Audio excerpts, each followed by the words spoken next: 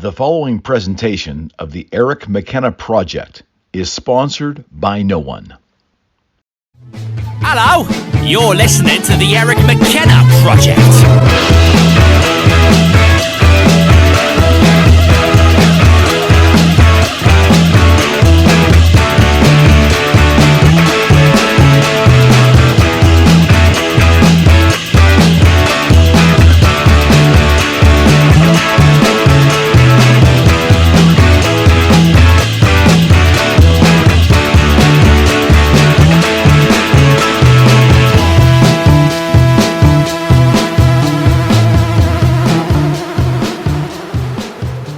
Go here, man. So I appreciate you doing this morning. Oh, absolutely. And I know I tried to reach out to you last year, I think, but I obviously knew that entertainers in general were having a tough time. We were all over the place. Yeah, I was definitely. I have a tendency to miss a lot of messages, so I usually just forward everything off to my management and just let them handle stuff. Yeah, but when you responded, it was cool. I saw this. I was cleaning out I was literally going through like thousands of messages in Instagram one day, and yours. I just happened to see yours, and yours is like.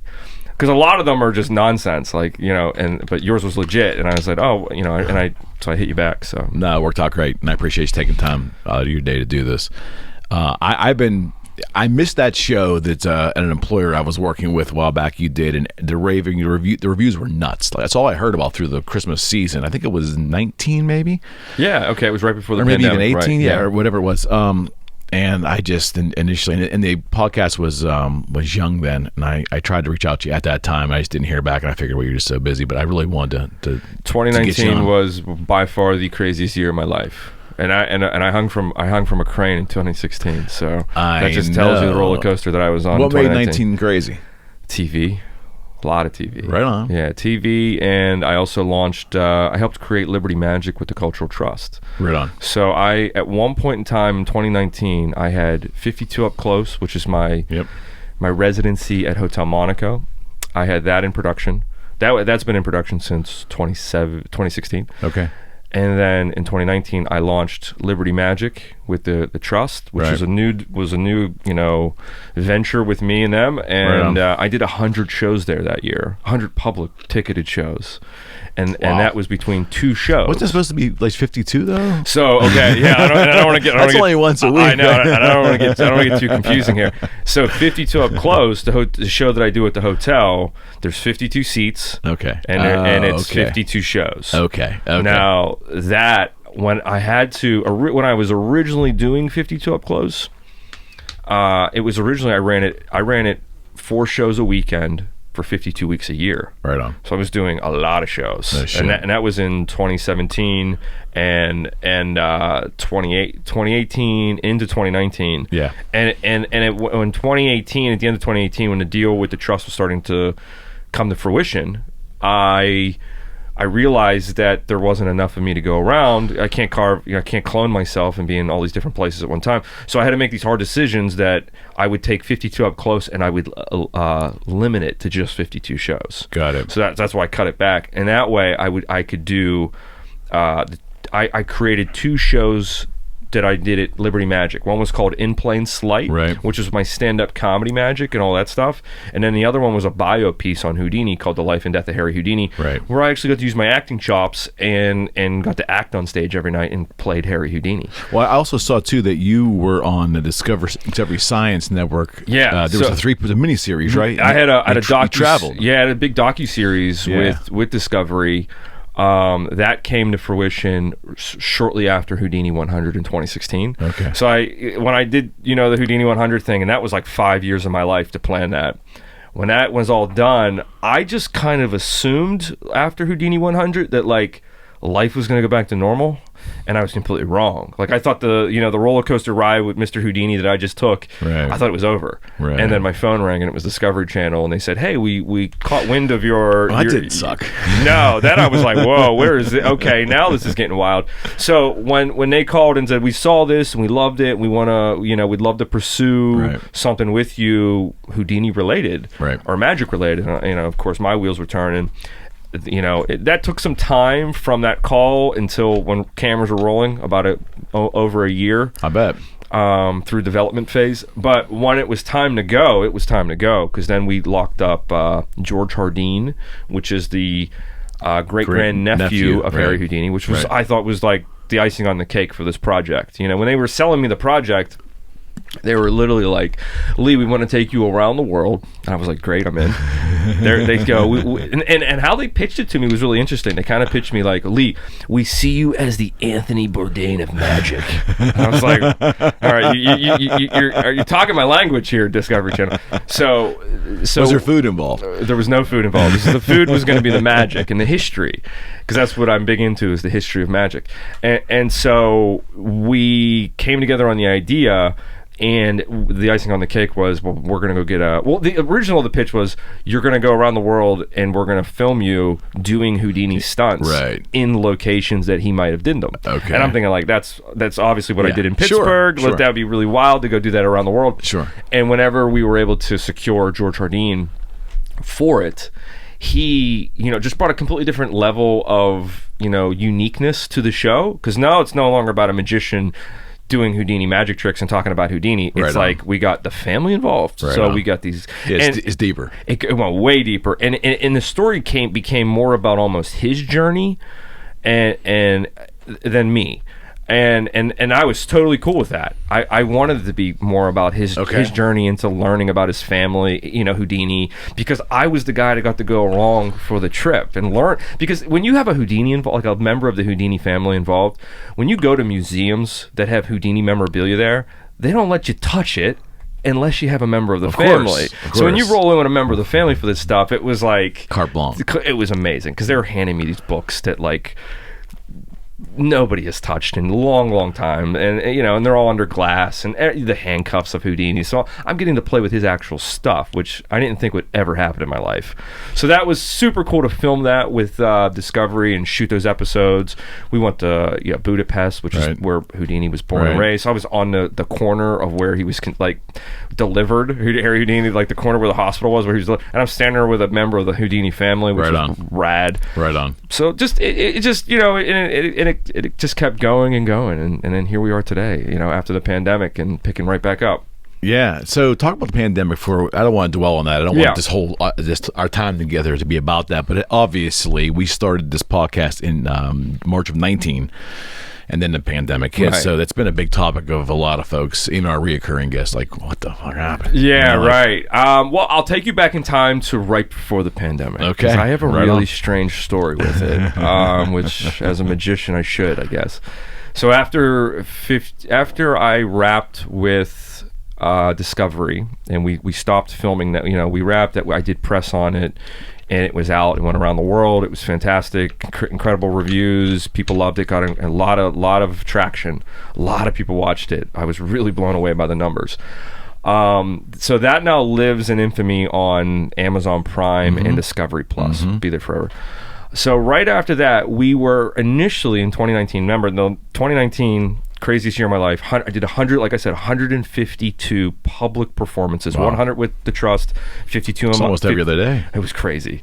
And I was still doing press for Discovery in the early 2019. And then as we moved into middle of 2019, I then had options being thrown at me left and right with the network. They wanted to pursue more another TV thing with me. Right on. But at this exact moment, George Houdini, I had pitched the idea of doing a season 2, because I thought, we did 4 episodes, we tackled 4 big Houdini tricks, but I thought that there was essentially 6 to 8 that were definitely had legs we should pursue. That could be episodes. So I was in the midst of helping to create those episodes, during the summer of 2019. But at that exact moment, George called me and he said, "Hey man, I'm going in. I'm getting a new hip." Because he's 60. George at the time was, I think, 68 years old. He's a cowboy out in Page, Arizona. He does river tour guides on the Colorado River. He's a really unique guy. Owns horses, and so at this point, when he told me he had he was going to get a new hip, my mind went, well, he's going to be off. He's not going to be available for a while. Like, that's not something you just bounce back to and you go into filming again. Right. So the network and I then started talking, because I was like, well, listen, season 2, we could maybe wait for season 2 until George is ready. Maybe we do that in 2020. And they were like, okay, great. Well, what do you want to do? And I said, well, why don't we just, what do you have any ideas? I have some ideas, but like, let's see if we can figure out where we can meet. And so what they threw at me was an 8-episode idea of an international show where I would go around the world and do what we were talking about with the Houdini stuff, but it wasn't going to be Houdini. Okay. It was going to be magicians or performers or literally anybody, actually, that had a serious injury or death. And I was going to go explore what they did, how they screwed up, okay, and then I was going to do it for real. Yeah, and so 8 episodes. So now here's how it starts, because this is going to lead into the pandemic. Okay. We filmed in 2019. I filmed a teaser or a sizzle for this new show concept. The name of the show, which going into the pandemic seemed like a really cool idea, it was called Escaping Death. And then when you hit the pandemic, that didn't sound as fun. So, but the idea was really, me going around and creating, these episodes where I would be doing these very dangerous things, but I was doing research for all around the world of accidents by magicians and accidents by magicians. Accidents by magicians. That's a thing. Magic gone wrong, So, because it happens. Like I can imagine. Even with like Houdini 100, I mean, there's a level of like complexity that if I screw up, like there's serious consequences to things misstep. You can't come back from. Right. Yeah. There's no turning back. So I know that feeling. I know what that feels like, and how to get around that, and how to perform and yet achieve what your set out your goal is, but not die, right, or have serious injury, hopefully. So that hurts revenue. No shows after that. It's hard to do that. So I had this idea with Discovery. We had they wanted to do 8 episodes. It was coming together. And then we filmed the sizzle reel in the fall of 2019. Okay. So that's all getting shot. And then the deal was getting worked out behind the scenes. This is all in December of 2019. Now the deal is getting stamped. And what was really wild was that at this exact moment, I had other offers hitting me that were coming in from other networks for other projects. Okay. So I'm just like, oh my God, I'm TV overwhelmed here. So I have potentially this 8-episode deal, but I have these other networks that were interested, and the other networks were throwing crazy ideas. I mean, that's TV though. They're trying to lure you in. Yeah. So they were throwing me some crazy ideas. Even one where I would have been doing a show with Keanu Reeves. Oh, right on. Which I couldn't believe that I had to say I can't. I actually turned all this down because I ended up wanting to do the project that I had set forth in motion already. And right at this exact moment, now we're right into January, and this is where we're working on the pilot now. We've done the sizzle, the contract's done, the 8 episodes is what's been offered. I now have to write the pilot for the show. Okay. So in January, I told my team, I was working with a production team out of Austin, Texas. They're the same team I worked with Houdini's Lost Secrets. Okay. So I'm familiar with these people. I have a history with these guys. And so we were now, going back and forth on what episode 1 is going to look like and what the whole series is going to be looking like. And at this exact moment, I got sick. I got COVID. Oh, get the hell out of here. I had COVID in January. Before it was a thing. Before it was a thing. And here's the crazy thing. Obviously, I could not get tested and prove this, but I knew I had it. And the reason why I knew I had it, obviously, one of the big tells was the loss of taste and smell. Sure. Now, that didn't come out that was a thing until a little bit later. Right, by the summer. But I had that then, and I was on the couch. I was pretty sick for 3 weeks.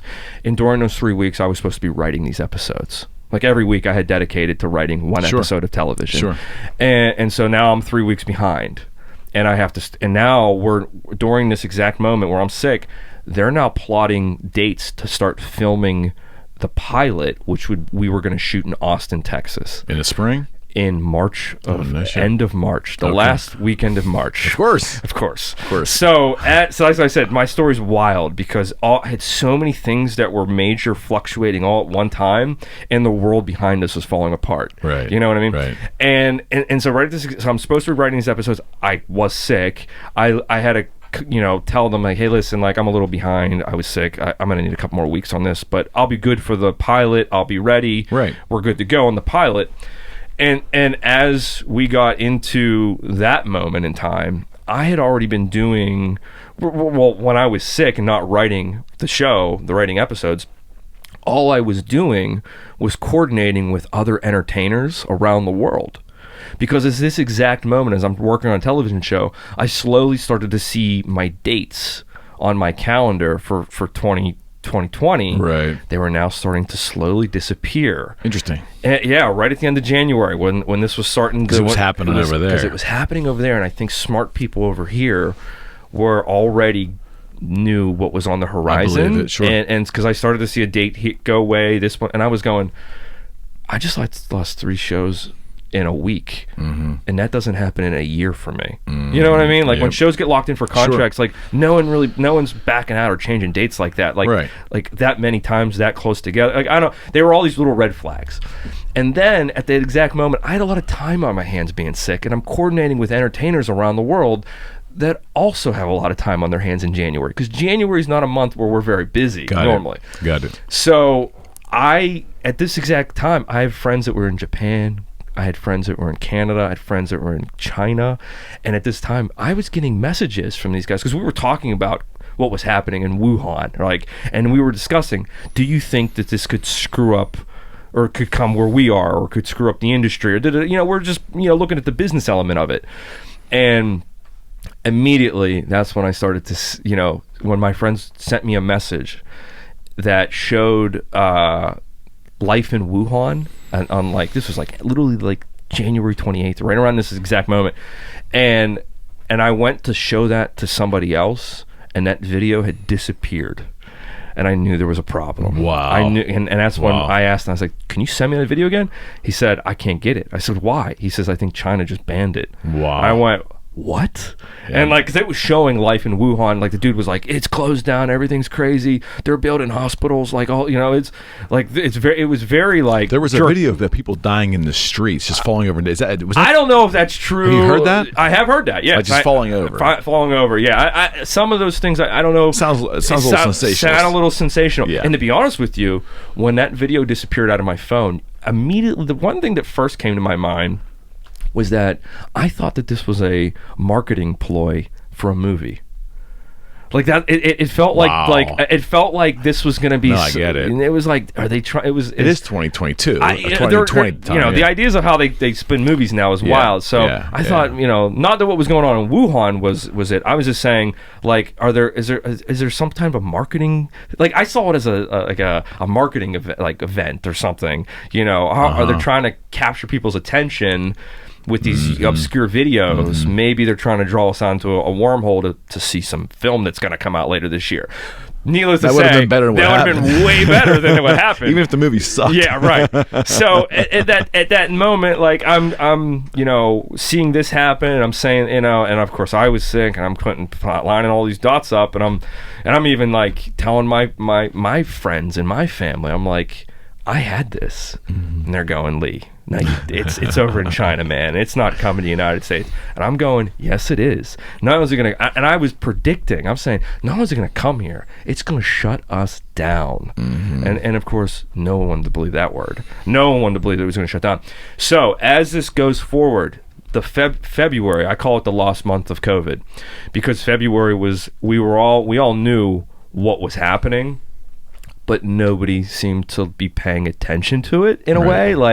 They, and I'm just in a way, I'm like, how is this not being talked about? You have a global more? View because of where you do business. I do, right? yeah. Most Americans, they're very parochial. They have the blinders on, and I have these big blind. I don't have blinders. I see it. I see it in every direction. Right. And I was just trying to make these calculations, because at this point in February I was losing a lot of shows, and I'm going, now people are scared, it's going to get wild, watching the stock market, watching all these different things starting to swing, And as we crept into that date of, I always say March 13th is when the world kind of ended in the United States. Okay. Because that was the date that everything shut down. Was it 13th? I thought it was the 19th. It was really the 13th because that was the day the trust shut down. Got it. Because 2 days prior is when the NBA shut down. Got it. So when on that Wednesday night when the NBA called it, and I was like, oh my God, the NBA shutting down? What? Right.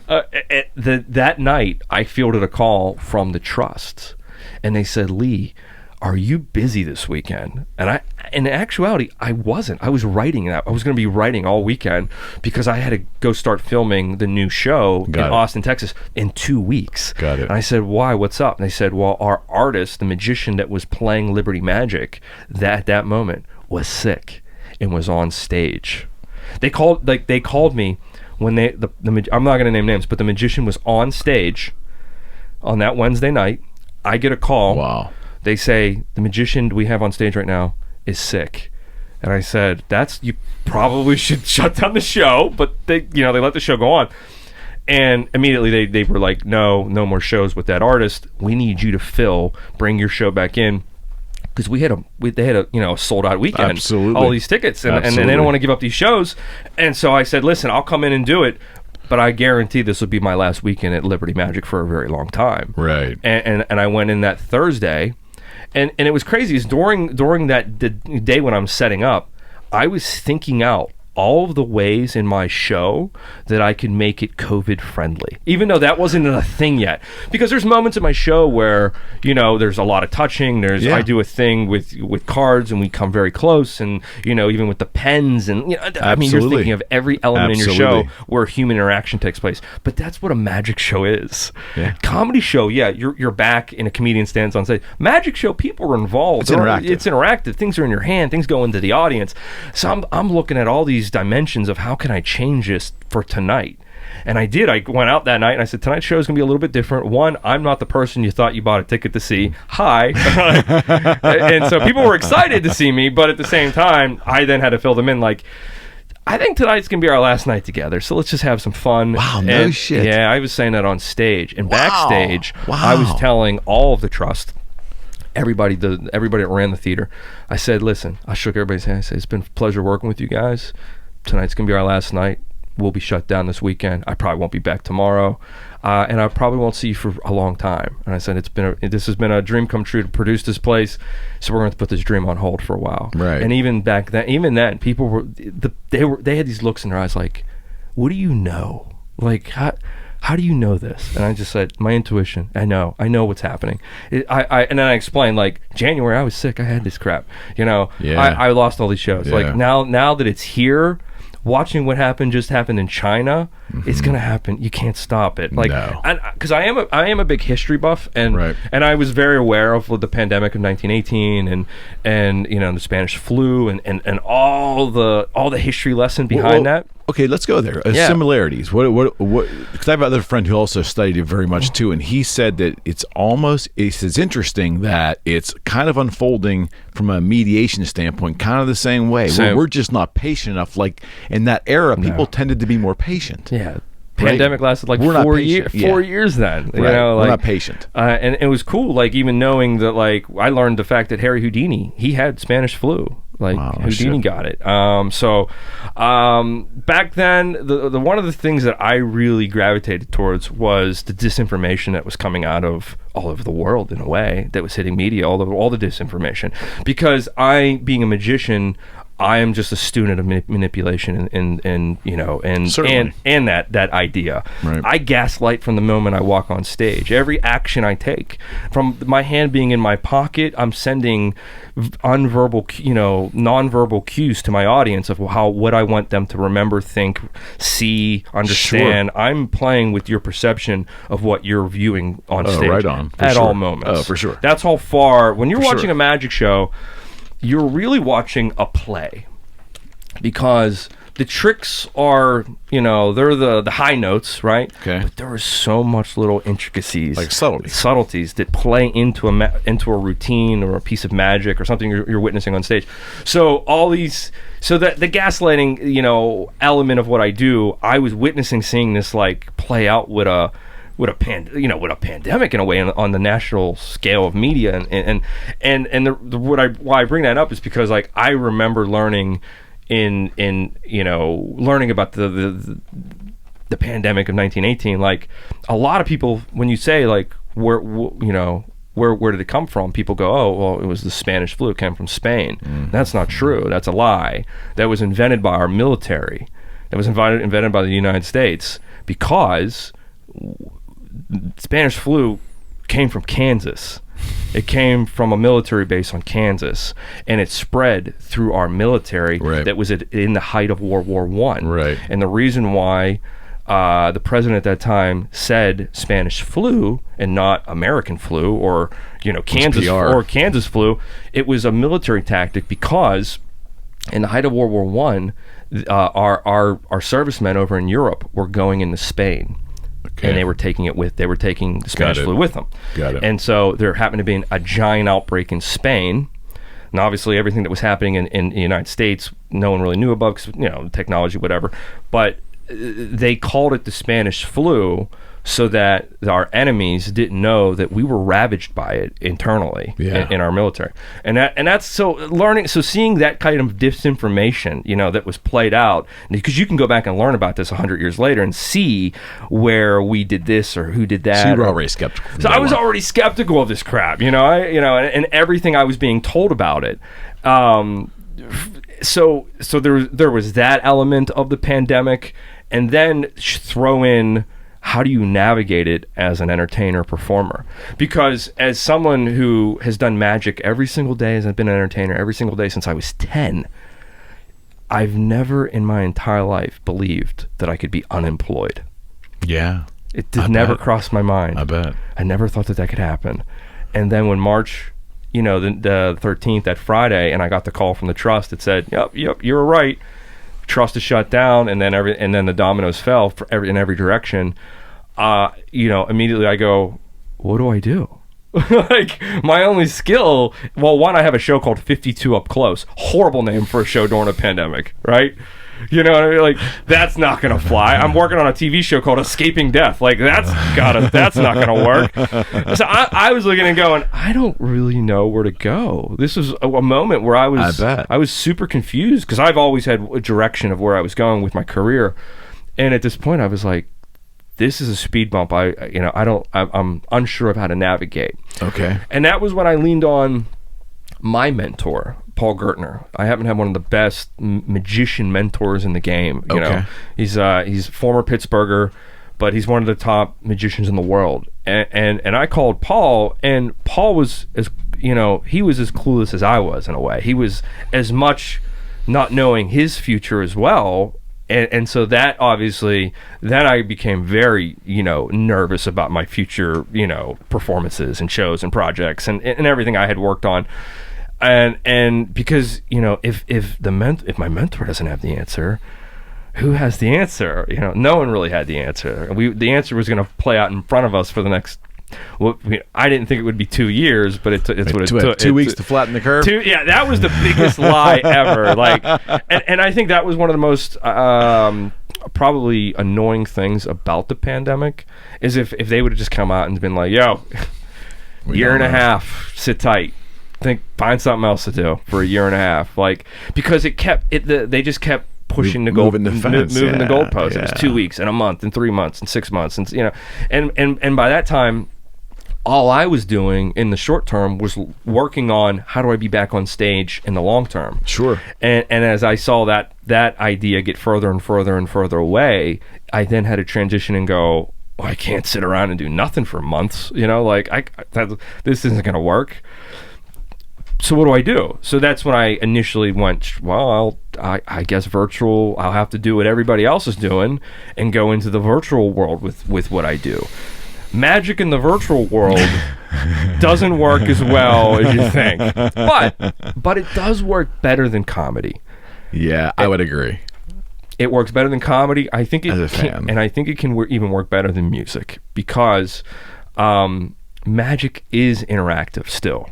Mm-hmm. And when I was doing these, Zoom shows and these virtual performances, the one thing I loved about it, I hated performing to a camera and a screen, but I was used to that, performing for television. Right. I'm used to performing with just cameras and screens. Right.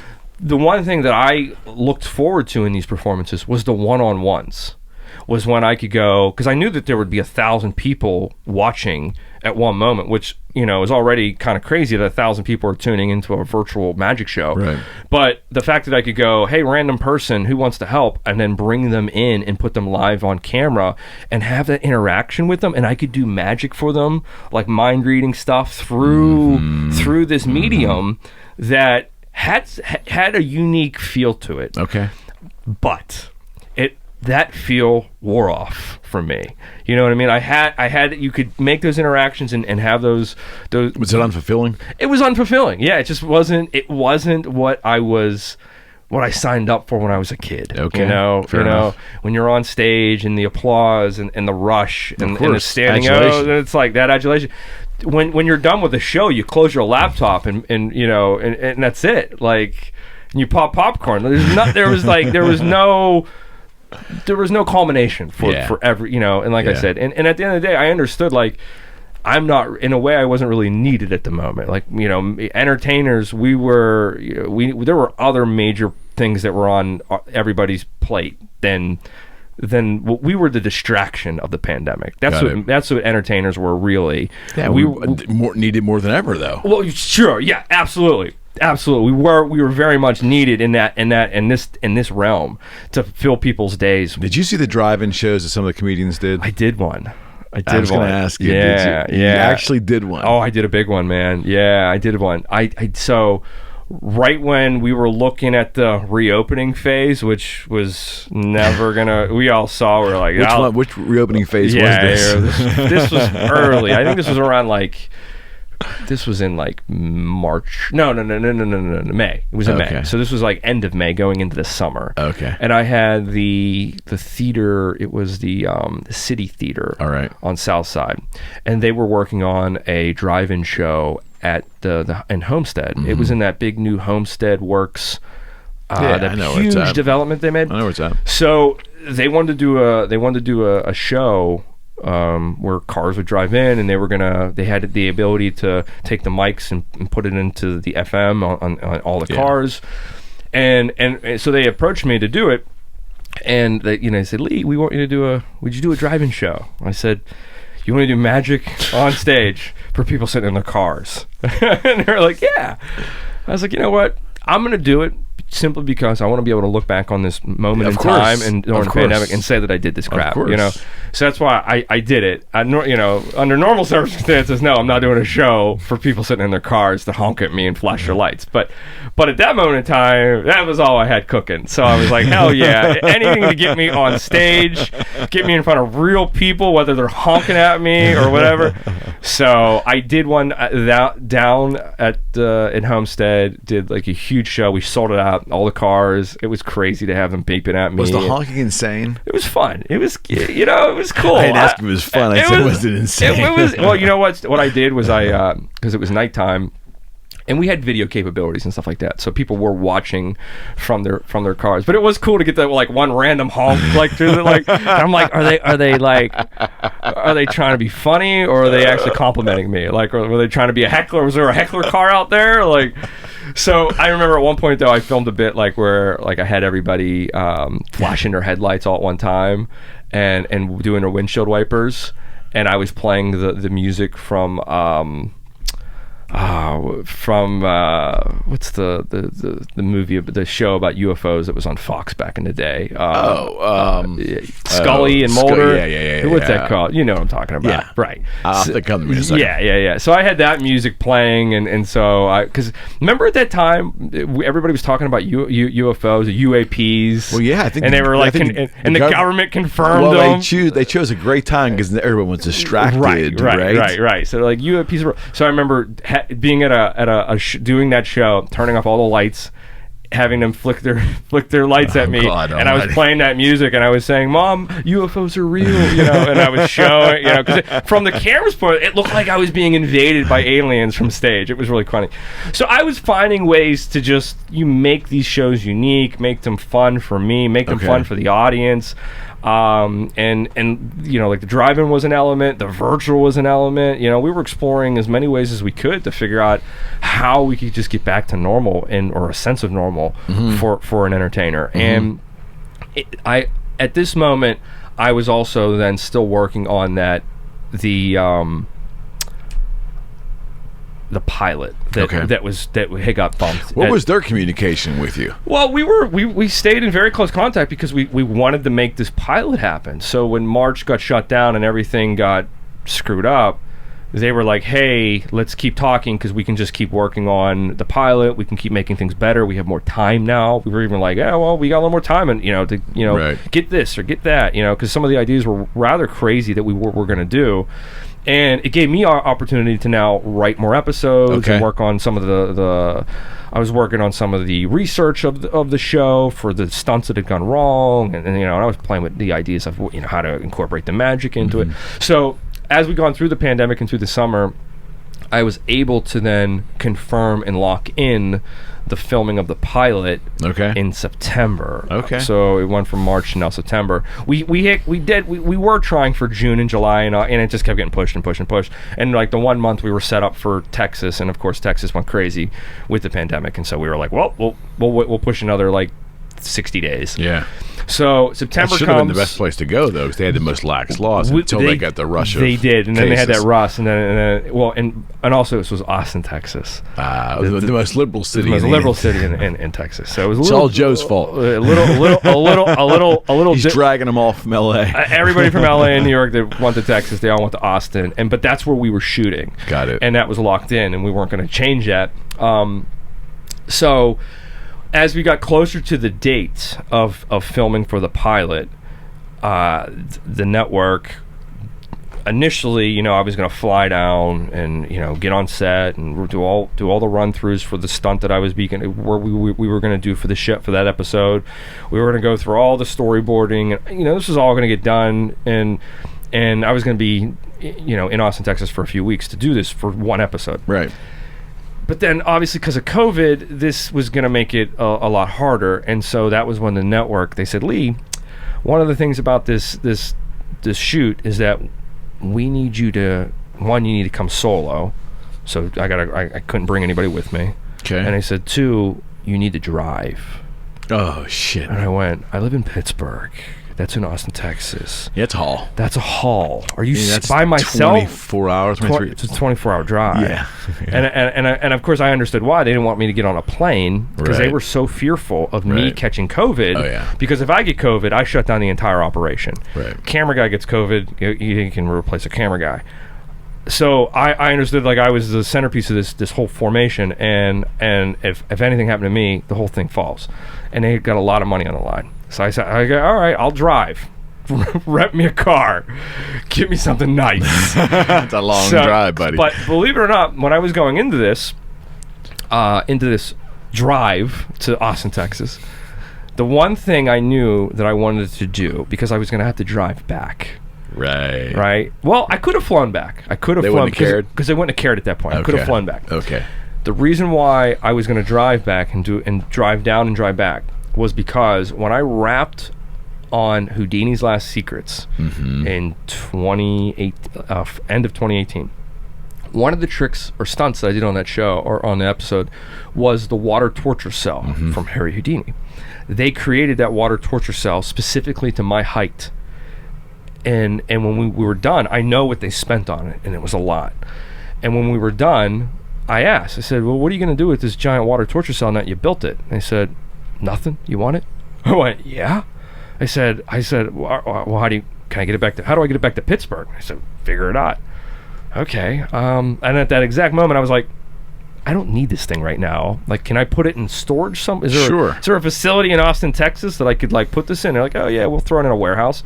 So they threw it in a warehouse for me, and that's where it sat until September of 2020. Oh, right on. And so when I said, you got to drive down, I said, well, then I'm driving a truck. Yeah, right. I said, why you want a truck? I said, I need a flatbed truck because I'm bringing back my water torture cell. Jesus. So that's what 24 happened. hours to a flatbed truck. Yeah, so they got me, right. So they got me, and we ended up getting a pickup truck. So they ended up getting me a nice pickup truck. So I drove down in a pickup truck, I forget what it was, like a Ford. And it was like I think I even requested like an 8-foot bed. You'd be surprised how hard it is to rent an 8-foot bed truck in Western Pennsylvania. They actually had a scour, like it was hard to track down this. So I got a truck, I drive down, I film the entire show over the course of the next 10 days. I won't tell you what the stunt is or too many elements to it because there's still the potential that it could come out now that we're beyond all this. Hopefully. But what was interesting is when I wrapped on filming episode 1, they were like, "Hey Lee, great working with you. Have a successful drive back home." I said, "Well, come with me. I need some help carrying this thing. We need to put this thing on the back of my truck." So we go to the warehouse. They load, and my water torture cell is still sitting there, nice and pretty. They throw it on the back of my truck, and I drive it all the way back to Pittsburgh. How many pounds is that thing? It was like. Without water in it, it's probably like 750, maybe 1,000 pounds. Wow! It's iron welded. It's raw iron weld, and then it's the lucite. That's the glass. We didn't go glass, obviously. We went with the lucite, and that stuff is crazy heavy. Yeah, right on. So I would say it's pretty heavy. So I trucked that all the way back to Pittsburgh, and I got into Pittsburgh. It's now living in my garage for the moment. Mainly because I'm planning on bringing the water torture cell escape stunt. I'm going to bring that back in the future. It was believe it or not, it was supposed to happen last year. Wow. I was going to do it in 2021. Wow. So whether it happens later this year or it'll happen next year. Got it. But it will be a Houdini 100-esque looking event. Got it. So that element. So I brought that back with me for future performance from that shoot. Yeah. So that was the initial ride of the pandemic from projects. Yeah. Whether or not they were going to stay or go. All the live shows, obviously my theaters, 52 up close to the hotel. Couldn't do those anymore. Liberty Magic, all the productions I had there, those were done. But now, were you always optimistic that this isn't like the end of everything? This is just a temporary. It's a temporary. I always looked at just a temporary hole, and that's why I've kept planning on the return. I've always kept. Every time I'd always be the 2 month out. Like, all right, well, if I can be back on stage in 2 months with my live show, I'm going to be back on stage. Got it. If I can be back if I can get this TV show shot, we're going to do it.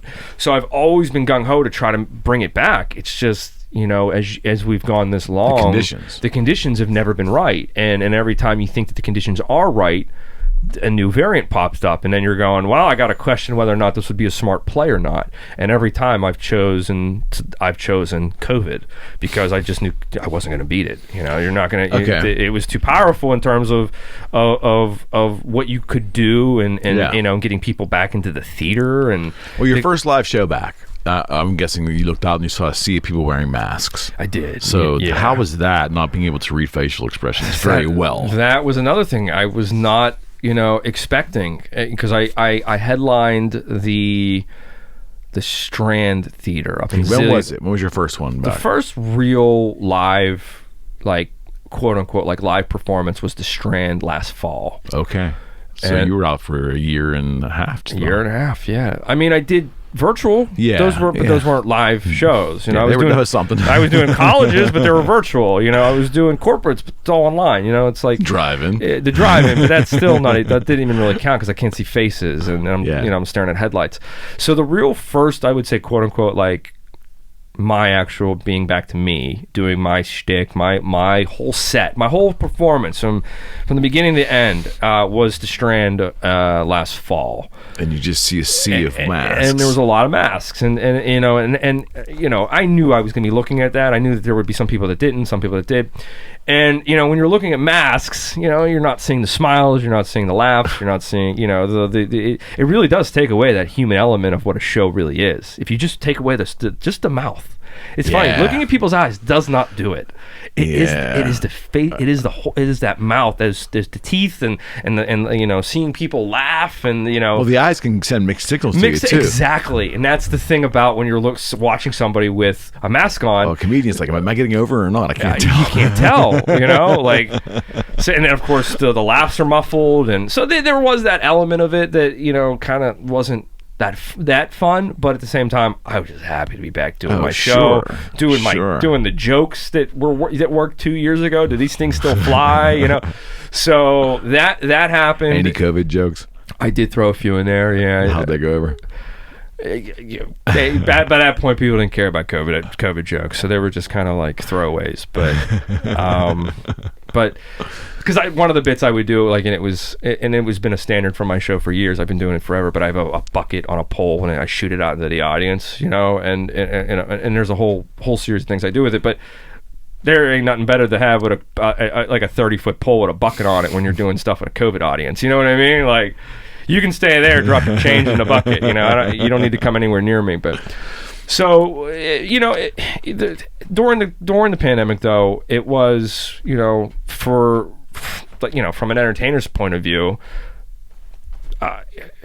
it couldn't have been worse from, you know, an entertainer. You know, and in talking to all the other entertainers, that, because, you know, some guys, they get into it and they're not, they don't stay with it their entire life. Mm-hmm. You know what I mean? And I was seeing all these young magicians right before the pandemic really getting into and taking magic seriously. I was seeing it really, the reason why I bring that up is because, like, when I was at that exact age, I was hitting up the older magicians as well, and they saw what I was like. They saw me being so gung-ho and me being into it, so they passed along their wisdom, you know, and that wisdom is what really gave me the confidence to do it for my life. Sure.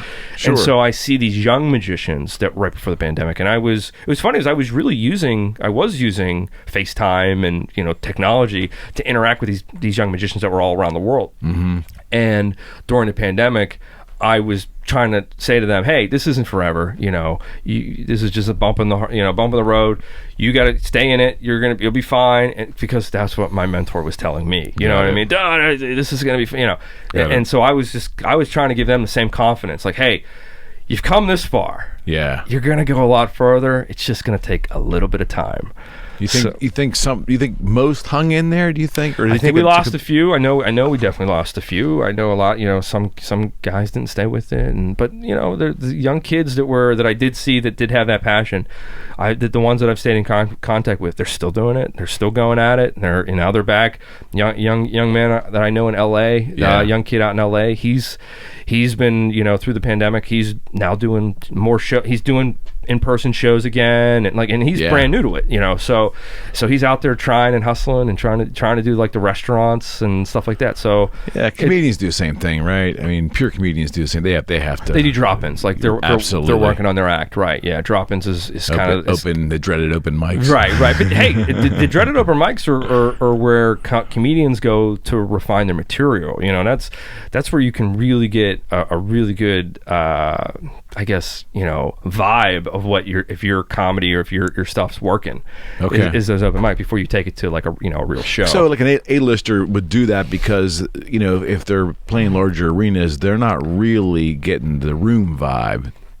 They're not, right? No, yeah. When you're an A-lister and you're playing an arena, you can say anything, and you're gonna get yeah. You know, they're just happy to see you. They're just happy to see you. Yeah. You know, when you go perform for people that don't know who you are, then you'll see if your material works. That's why so many celebrities will drop in at, like, you know, they'll drop in like Comedy Store, or they'll drop in at the Improv in LA, because, you know, maybe they're working on something for a TV performance. Like Chris Rock was notorious for that. Like, where if he was going to be hosting something, he would be working on the jokes.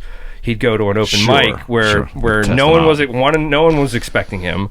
They weren't there to see him. You know what I mean? Because that's the thing. If your fans are there, they're gonna like what you do no matter what. 100%. So you want the people that aren't there to see you, and that's a way to gauge whether or not your joke's going to hit or not on television or in a live audience. Same thing with magic.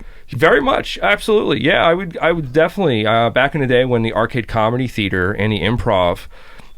They were both my home clubs. This is, you know, when I was back in my touring days, when I was doing hundreds of dates around the country like a madman. I would always come home to the Arcade Comedy in downtown Pittsburgh, shout out, and to the Pittsburgh Improv, And I would, I would do the same thing those guys do. I would drop in, and I would say, "Hey, can I get 5-10 minutes to do? I have this new bit I'm working on. I want to, play it out in this with your at the room." And that was, they were always very gracious to have me on the shows, and say with the improv, if there was a weekend where if I knew one of the guys coming through, one of the headliners, be like, "Hey man, because that's kind of how the game's played for the young comics. They try to link up with the older guys, and they try to get stage time, in front of those guys, and then try to get seen by those guys, and then hopefully then the huge goal is then to be taken on the road by one of those guys. Sure. But now I had been working the road for years, and I wasn't looking for any of those types of things. I was simply just looking at it as, hey, I got a bit I'm working on. It's already in my live show. I need someone to just play it up and see if there's any kinks in it, or or maybe being in front of that live audience will take me in a different direction. So it's the creativity that goes into it. The meshing of comedy and magic, your package, so to speak, like. At what point in your life did you make the decision that was what I'm going to do, as opposed to just doing straight magic? Can you still do straight magic without the personality behind it now? Yeah, absolutely. And there are many, many, many great magicians that are just magicians. And like Blaine, we look at it on TV. There's no personality there, really. But his not having a personality is his personality. The stoic nature. He built that in. Like, I remember always wondering, like, why doesn't David Blaine ever smile in photos when people want to take a photo with him?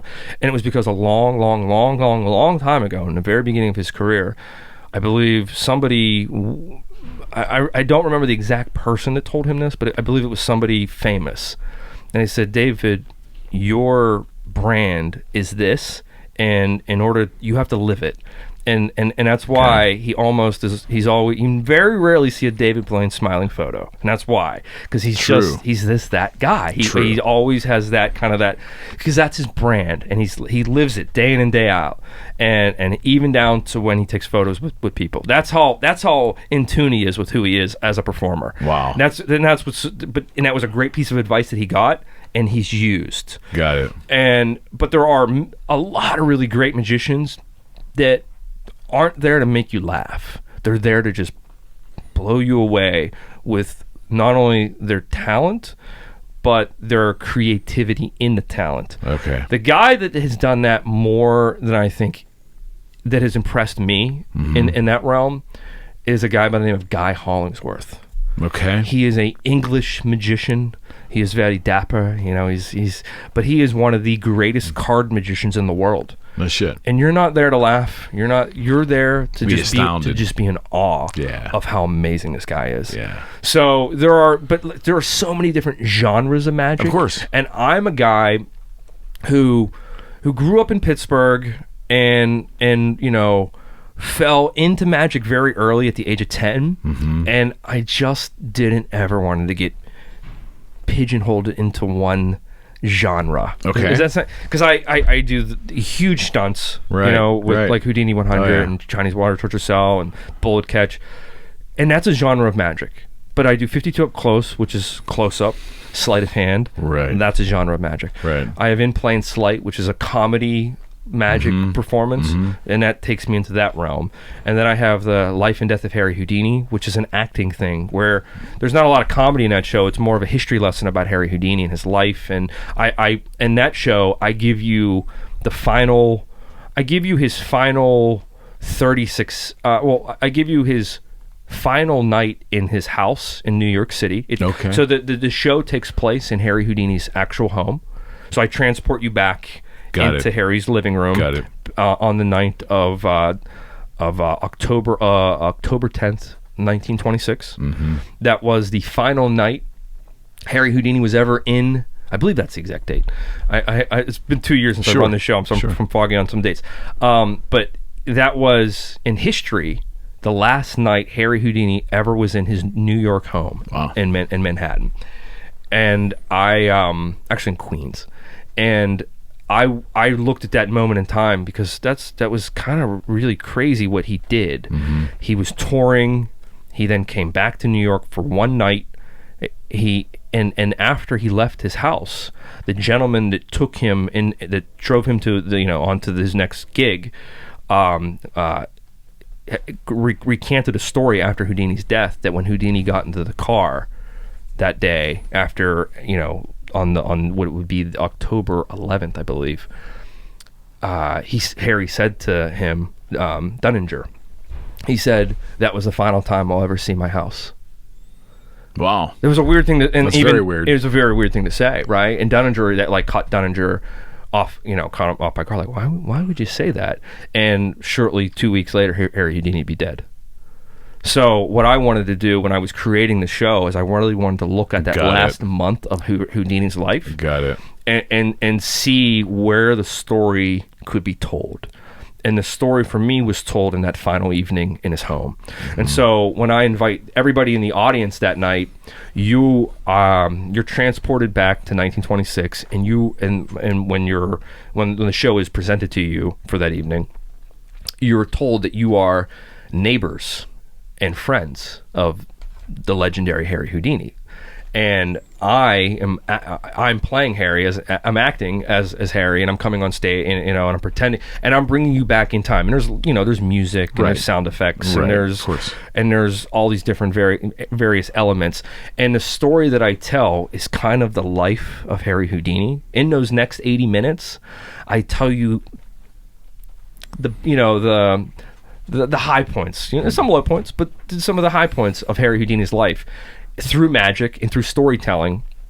And at the very end of the show, I talk about the Straitjacket Escape. Got it. And how Harry Houdini developed it, where it came from, why he decided to take it outside and do it upside down in front of newspaper bill, all that stuff, all those elements.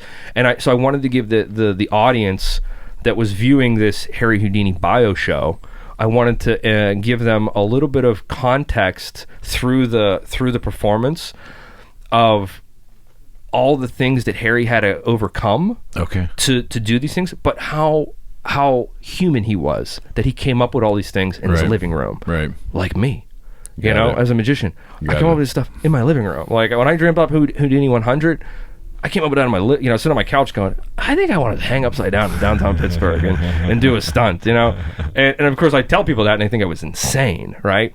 But then that bus tried to upstage. Yeah, the bus upstaged me. Yeah, the bus tried to. It didn't. It tried. Yeah. It had a nice afternoon of hanging, which was really, really funny. It was so funny how many people, when they saw that, they thought of me. I had so many messages that day. Really? Dude, did you see this? This looks like what you did. I bet.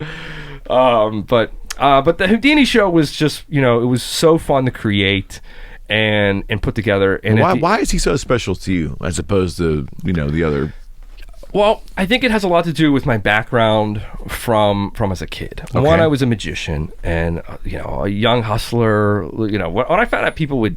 Did you start when you were 8? Did I read that? I was like 8 years old when I started learning magic. And I was like... started taking it seriously when I was 10. Damn. And then I started getting really serious when I was like 12. That was when I was like doing shows. Okay.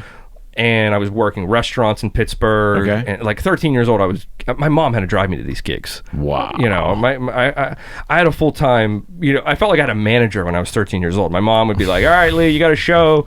We need you in the car. Get all your shit. Like, get the cards, get your bag, and then she would drive me to Pizza Hut and I would do a magic show. And then they would hand me cash. And then they'd give me a free pizza, which all I heard was free pizza. That did suck. Yeah, I'm a 13-year-old kid. I'm getting $50 cash and a pizza for walking around doing magic tricks. I was like, sold. I'll do this all day.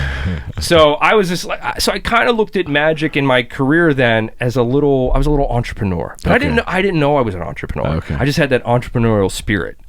Because I just wanted to get, I wanted to do it and I wanted to make money at it. Because all the money that I would make at these little restaurant gigs, I would go buy new magic tricks at the Cuckoo's Nest, which was this little gem of a magic shop on the south side that I would eventually work at as a 16-year-old. Right on. So I was always in the world of magic. I was always in the world of being creative and performing, and I was also in the world of, I didn't know this, but I was in the world of marketing. Oh. And because I was learning about Harry Houdini, and I was... the magic he did itself was mind-blowing, but then I learned how he would go about getting people to his shows. you know, and how he would use the Straitjacket Escape, you know, how that big stunt would help sell the tickets for the run that he was in that city. Like early guerrilla marketing, It was guerrilla marketing, yeah. I've always said that, like, in a way, Harry kind of invented Twitter. You know what I mean? Because he was doing these really unique ways of getting into people's into their brains, you know, and making them aware of who he was, and not only making him aware of who he was, making them care, right? Which is what the hard thing is to do. Part. That's the hard thing, is to make them care, care enough to come see you and sit in your audience. Like when Harry would do pay, yeah. Like when Harry would do his water torture cell in his live shows, people would sit there for over an hour. Wow. Waiting for him to get out of that water.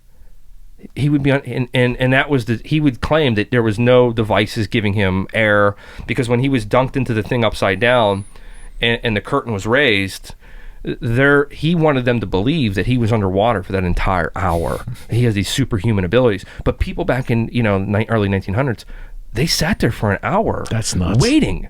I mean, can you imagine going to a show and sitting there for an hour and nothing happens? People would want their money back. They would riot in the street. It'd show it over. You'd be done.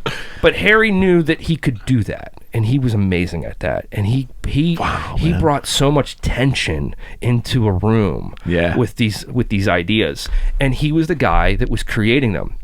Like, in a way, I get to look back on my heroes, you know, and what they built, and I get to stand on the shoulders of those genius ideas. Right. He didn't. He was the guy thinking up. There was nothing. There was no model. Right. There was no model, and he's going, I want to submerge myself underwater in the Hudson River. I'm going to go practice in my bathtub. That's what he did. He would go upstairs in his bathtub. He would haul an ice, and he would practice underwater breath holding to see how long his body can endure that cold and his lungs. Then take into effect how he would do the Straitjacket Escape. He would hang upside down in his house so that he could build up the blood flow in his body, so that he could be upside down longer than the average person. So he was like a human guinea pig to pushing the envelopes of the human body at this moment in time. And then he was taking it and putting it on in a death-defying way. Yeah. And that just captured the imagination of the world. The world. Sure. And so how he came into play in my life really was, as much as I was an entrepreneur and a magician and sleight of hand and comedy and was getting into all these different realms of magic, I didn't realize that for all these things to work, you got to know marketing. You got to know what Houdini was amazing at. He was an incredible magician. I'll be honest. He's still a promoter, is what he was a promoter. So Harry, as much as he was a great magician, there has been magicians at that time that were better than him at sleight of hand. There's magicians that have been better than him since then at other things that he's done. Okay. But Harry was really, his strong point was he knew how to create buzz about who he was in every place he went.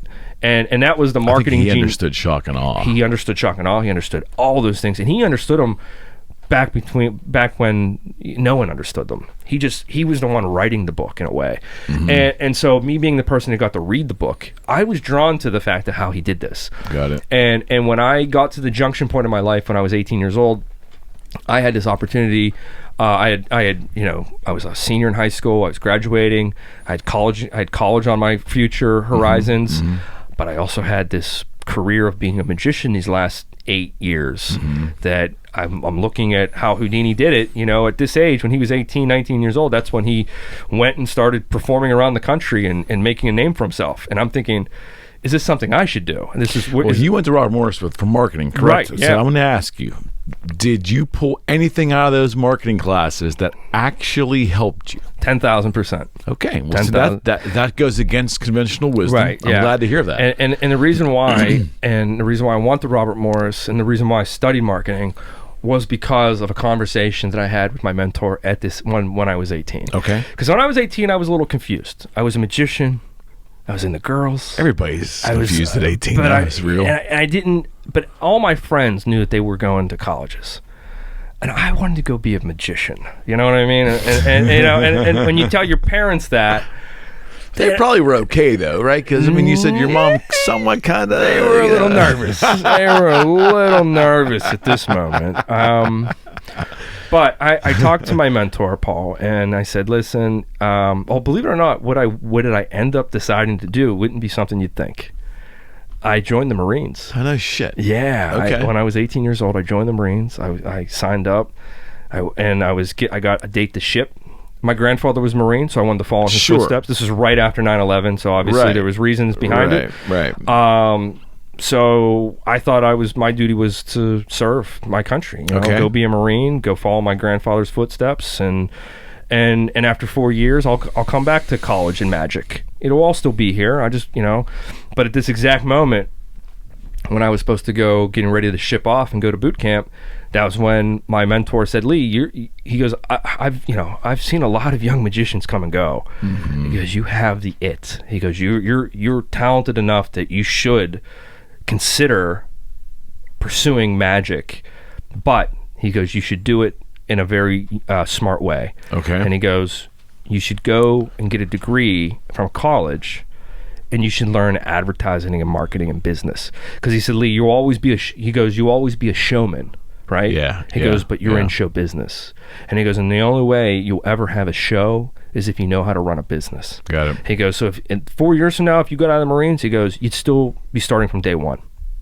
He goes, in my honest opinion, he goes, your best future is doing this, is going into a 4 year, going to a university and learning that, because what you will learn will benefit you exponentially through your life. Okay. And so I then had to tell the Marines, I changed my mind. Yep. I love you, but I gotta go in this other direction. And so that's when I decided I would enroll in Robert Morris University. I would pursue a degree in marketing and business, sheerly for the fact my end goal in 4 years was to walk out of there with the degree, but with a head filled with knowledge that would help me pursue magic on a grander scale, or my career on a grander scale. So that was how Robert Morris and marketing, really were a part of the equation for me. Okay. And going through that school, knowing that even when I was in school, I was still performing. So I was paying my way through college, doing card tricks. You know, they always say girls strip their way through college. I did magic shows to pay my tuition, to pay my room and board. That's what I used. And through that process, I got to tell, when I was a junior and senior in college, I got to tell my professors, hey, I'm not going to be able to make it next week.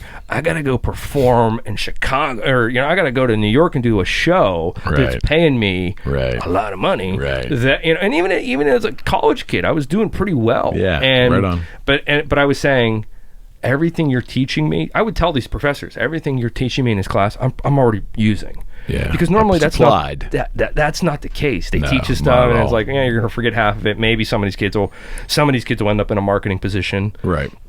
I would say, no. What you're feeding me, I'm using. Like that idea, it's going in that. Like I'm using it today. It's like I was already working on branding, and I was working on advertising for the marketing. I was working on the college stuff, because I was going at that point. I was even performing at universities, and I was still in a college. I was still in college. That's pretty cool. That was kind of cool, because it was like I was performing for my peers in a way, like students my age. For sure. So, but I was getting a dose of that life while I was still getting a degree. And then the minute I graduated college, I had all this information of what I needed. You need a good accountant, you need a damn good lawyer, you need a hell of a manager, and you need an awesome agent. And I didn't have any of those things.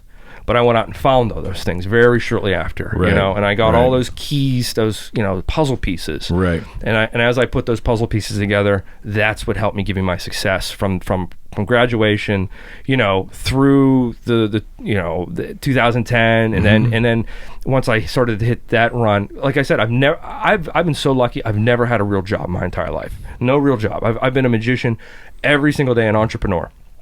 And at 2010 and those years, those are when the ideas for the bigger stuff started to formulate. Yeah, like, I can do this. That idea isn't bigger than what I could pull off. Right. And that's when I started to pursue and go in that direction. As a young musician, what are everybody's journey's different, but the pathway. Do you play? Is it comedy clubs? Is it is it the same as a comedian? No, it's a different circuit. Very, very different. And that's the thing. There really isn't a circuit for magic.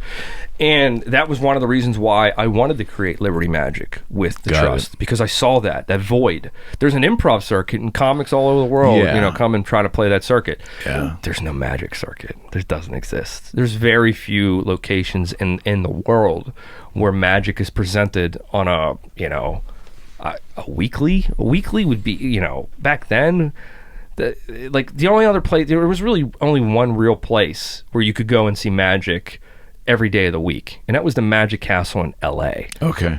You could go to see a magician in Vegas. Sure, there's magic show. That's another mecca. Yeah. But for a young up and coming magician, you're not going to just walk into the Magic Castle. You're not going to have a show on the Strip. Like, that's not, those aren't going to happen. So where do you go? Where do you cut your teeth? Right. So that's why Liberty Magic, like those like that little venue, those are so important to this world of magic. They're so important because now that idea has now started to grow over the last couple of years. There's another venue in Nashville. There's a venue in Chicago now. So there's been a few more that have popped up. So you're starting to see these magic venues start to become a thing, so that magicians that are coming up, they can find that place to call home, like how I called arcade comedy home, or I called the improv home for a while. Right. Those were my homes, because where I hung out with but I was hanging out with a lot of other comedians. I was the only magician there. There were, like, when I was going to the improv, it was all comics. Yeah. And me.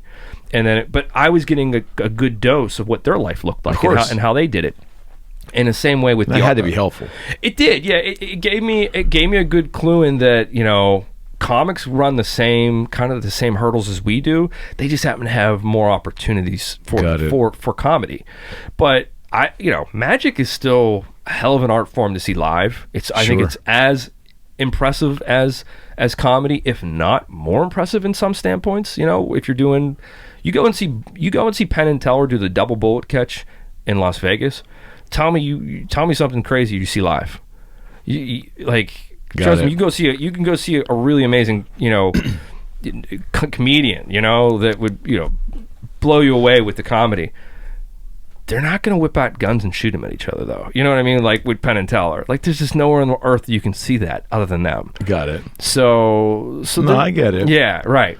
And now having the opportunities for like a Liberty or other venues for young guys is huge. So for me, I didn't have that. I had to go and do the college shows.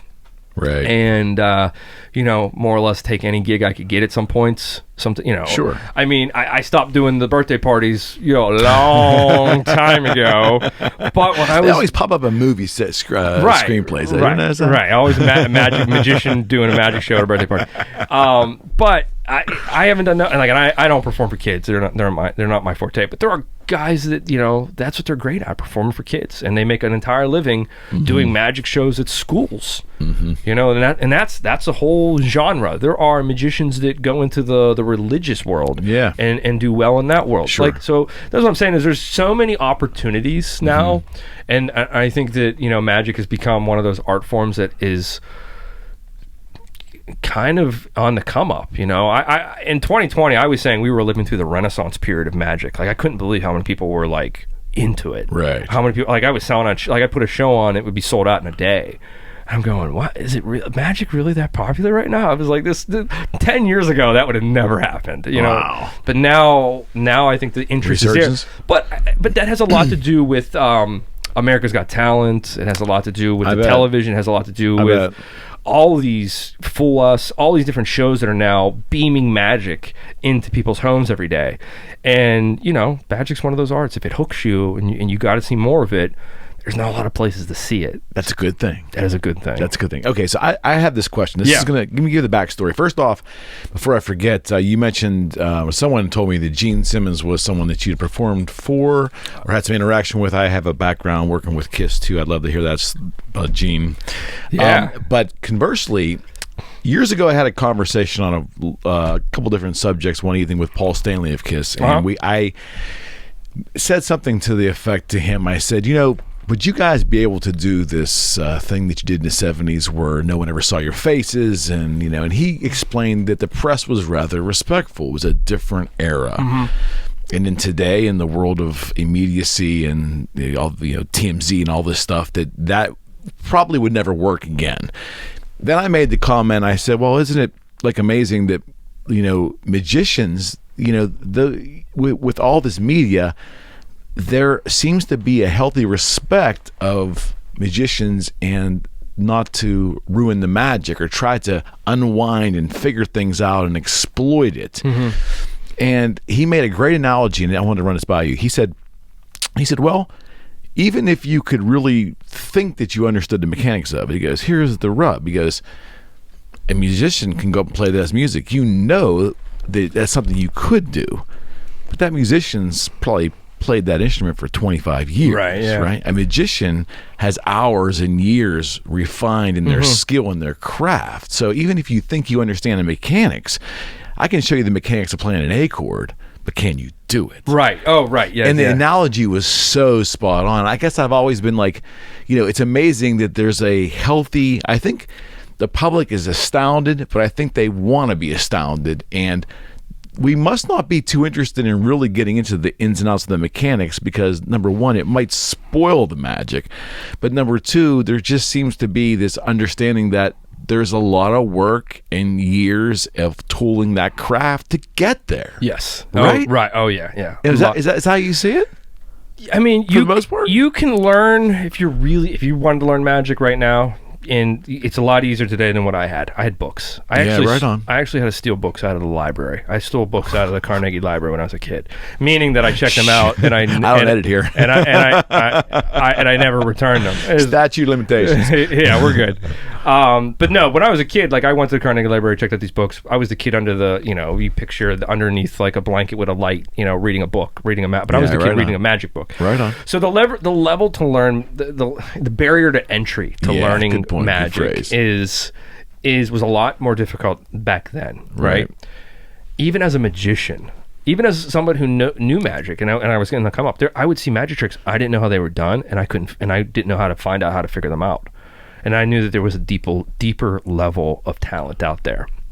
And then I met Paul Gertner, who became my mentor, and I watched his show, and then I realized that I'm a nobody compared to what really exists, of the real professionals, the real magicians that are in this world, and seeing the level of talent that he had and the level of thought that went into every single moment of whatever he was doing, to me was a little overwhelming. I was like, I'm not that smart, but he said, like, well, you don't understand. You will learn all these things that are all these notes that go into magic, and when you learn how to play these notes, he goes, Lee, you're going to be creating symphonies. Right. And I'm going, in my mind back then, I'm like, I don't see that, but I'm glad you do. But now that I'm where I am and I've built all these shows and I've done these big projects and I've created these things, and I'm going, wow, I've created these symphonies over these years. These really were these symphonies. This is what he was talking about. When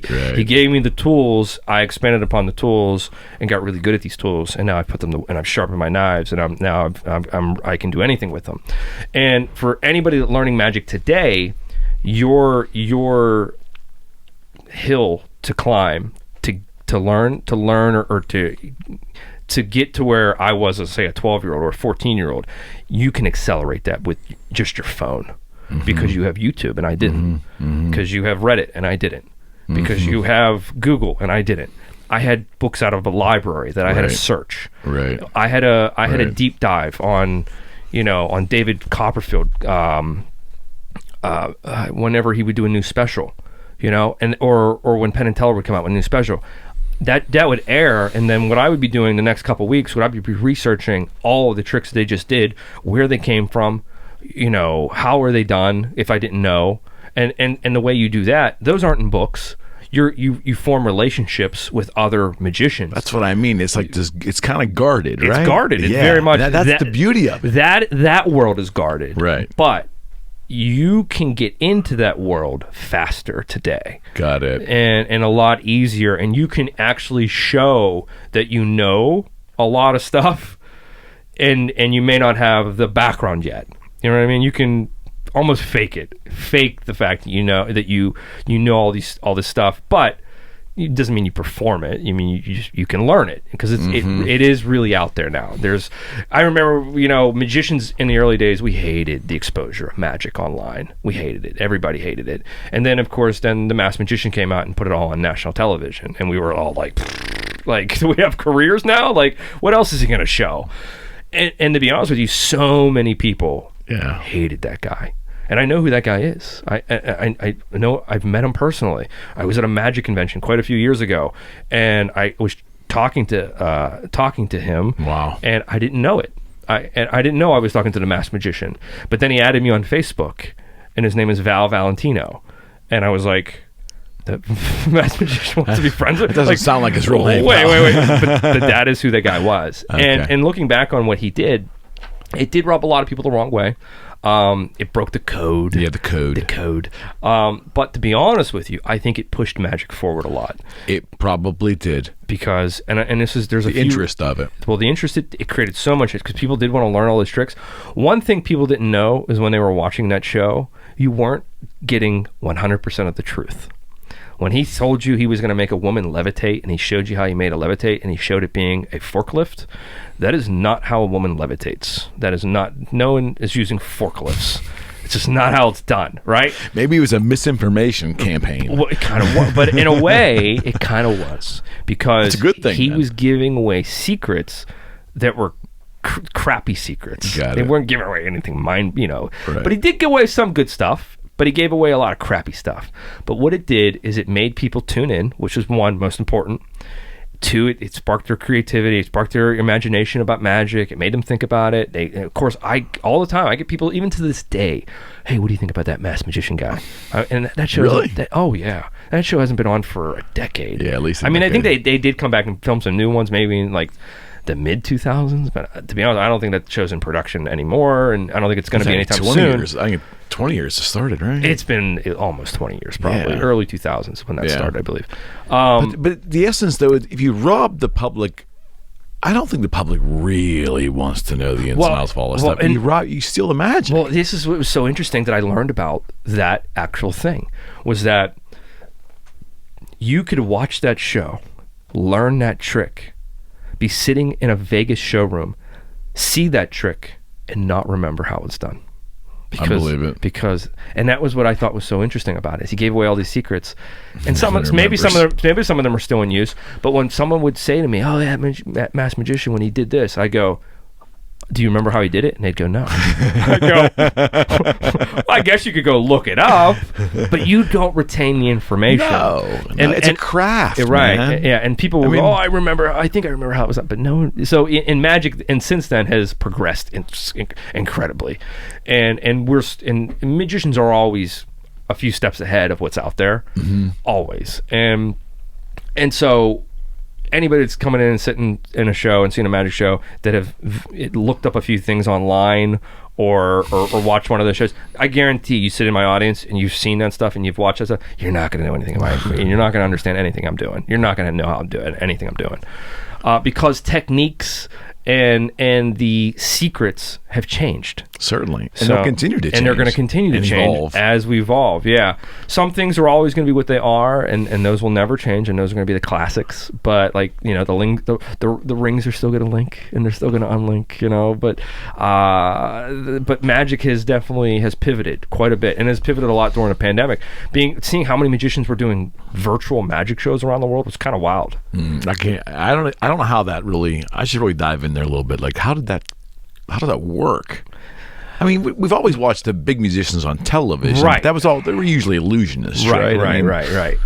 To see that kind of like sleight of hand and all that virtual, like. Yeah. Well, I always was specify that when I'm on a stage, I am barred by this wall, this stage, that ceiling, and that wall. Okay. You can only see me in this realm. Like, this is it. So the minute I'm off stage, you're already thinking something's going on, right? Or if so that's why when I would do virtual shows, I said, the walls of that you can see me are my stage. Got it. And anything that something goes outside those walls and comes back in, you're now questioning. Sure. So I always wanted to be very upfront with the fact that I'm going to fool you, but I'm not going to use camera tricks. I'm not. I'm going to do what's. Yeah, that's the right thing to do. I made people realize that what you were seeing on camera and through your screen, if you come and see me live and see in my show, you will see the same thing. Yeah. And that's how I described what I did. Important. And that was just the transparency I wanted to make with my audience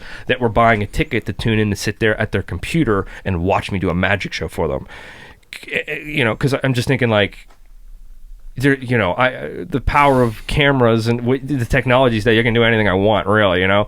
But I didn't, you know, obviously the power of TikTok and all these things, you could make people disappear out of frame and things change. You know, Zach King, he became like the Instagram magician in a way, where he's so famous for, but it's all video editing. And I wanted people to realize that what you are seeing, even though you're seeing it in the medium of video, you come see me live, I'll do the same thing for you. Yeah, there's a difference there. If you weren't in magic, what would you be doing with your life? If you weren't an entertainer, let me preface this. If you were not an entertainer, if I wasn't an entertainer, and I'm just a straight guy. I don't know. I really don't. I probably would own a company. I probably would have been an entrepreneur. If in your blood. If the entrepreneurship that I was into as a kid didn't take, because it did take me into magic, and I merged both of them, I would have been a guy that would have just built my own thing and did my own thing. Whether that would have been whatever type of company it would have been, whether that would have been a t-shirt business, I don't know. It would have been something in terms of me just building my own thing, because that's just how I would have done it. So if and a 16-year-old kid came to you today, I mean, like, just say locally in Pittsburgh, and really, you watched him and you thought he had something unique, you know, without really being formally taught. There's just something about this, whether it's the showmanship of the kid, or it's maybe he's figured out some dexterity, he's got something going on. What would be some practical advice if you had his ear, that you feel confident would be the best things he would hear? Well, I've had this already quite a few times. I've had quite a few young magicians in Pittsburgh reach out to me. And it's funny, I've even you know, noticed some young magicians copying me. And being copied is what's the old saying? Flattering, but it, you know, it still pisses you off. It's still a little annoying. But and I see that with magicians, with their photography and with their choosing even down to the material they choose. And I was once in their shoes. I once did the exact same thing. I once wanted to be Paul Gertner. I wanted to be Guy Hollingsworth. I wanted to be, when I was a young magician, I wanted to be Harry Anderson. I wanted to be Penn and Teller. You know, you get into these little grooves with, you see these guys and you think that that's what you want to be. And unfortunately, that's not how that's not going to give you success. Being original gives you success. Amen. And so that would be one of the first things I would tell them. It's okay to be inspired by, don't copy it. Find your own way, or tell your story, or be the entertainer that you want to be, without stepping on another magician's brand or another magician's type of performance style. It's a form of theft, really. It kind of is, yeah. It is, like I said, it is flattering when you see it, but but I do know that them doing that is not going to help them. So that is one of the things I would explain. I get that. I do explain is that you want to be original. You want to kind of be your own, make your own thing. And I would give them the exact same. This is the advice I'd given them. I give them the same advice that I got. Having an education is what helped me, and it was the secret to my sauce. Without the education, I wouldn't have the success that I've had. I wouldn't have got where I've gotten. Listen. Yeah. So I have told these young magicians, I have said, listen, if you do see yourself being a magician 40 years from now, if you want this to be your life, career path, if you want this to be your career path, if you think that that's what you want to do, Well, the way to go about that is you have to have a foundation, so that, because there are ups and downs in every business, being an entertainer with ups and downs, they're there. But if you don't know how to handle the downs, when you handling the downs is 90% of the business. For sure. And I don't think a lot of guys understand that. And those downs, for me, when I had those moments in my career where I lost this, or I didn't get this big show, or this, or I lost this TV deal, or this didn't happen, I didn't let it affect me. Yeah. Because I knew everything's temporary, and I can go find a new thing tomorrow. So I would tell them the education that I received gave me that know-how to get through these moments in time. Sure. And the pandemic is one of these giant moments in time that I'm going to look back on my career and go, how did I handle it? Did I handle it, how I should have handled it? Did I make mistakes? Where were my mistakes made? And I'm constantly doing that. I always look back at my year, my decade, where did I did I do the things I said I was going to do? And those are the things that I tell young magicians, have big dreams, but get that foundation, master the basics, be creative, be original. And if you pull all those things together, you will find success. It may not happen today, it may not happen tomorrow, but if you keep going, you will last longer than the other people. I imagine you do a lot of writing in general for your work, for ideas and so forth. Do you find, do you keep all this writing? Do you journal? Do you have a process that you use? I use my notes in my phone. So my notes in my phone is I probably have like 10,000 different notes. Right on. And each one, I always start off with TV, stage, so when I'm going back and looking, I'm looking for ideas. They're all kind of labeled in a way. I write from the standpoint of what I'm going to do on stage, from the words that come out of my mouth, to if I'm developing a trick from beginning to the end. Houdini 100 was one of those things, like when I wrote down the idea of that, because I saw the idea behind Houdini 100, might be able to tell you this the best. When I discovered the photo in the book that Paul had given me. So in 2010, I was in New York City with Paul Gertner, and he took me to the Harry Houdini's gravesite that day in Queens. And after, when we got back, he gave me a book as a thank you, because I helped produce his magic show in Manhattan that weekend. When I opened the book, I saw the photo of Harry Houdini hanging in downtown Pittsburgh, right? And at that exact moment, the light bulb goes off over my head, because I'd figured out that it was in Pittsburgh, right? That's when it struck in my head, like, I want to recreate this photo. Got it. Got it. 1916, all these people standing in this photo, all these Pittsburghers, they looked up at Harry Houdini and they got this incredible experience. Oh, yeah. So I was writing at this moment what I wanted to bring to Pittsburgh for 2016 for Pittsburghers.